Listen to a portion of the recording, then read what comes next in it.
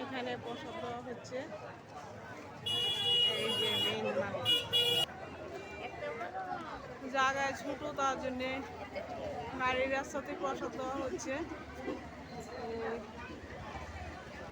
আমার ভাই কইতেই পারে না প্রসাদ যে দেওয়া হইতাছে, কয়েনে ভিড় কি, এই যে এত ভিড় হয়ে রয়েছে, প্রসাদের ভিড়, এটা অন্য কিছু না।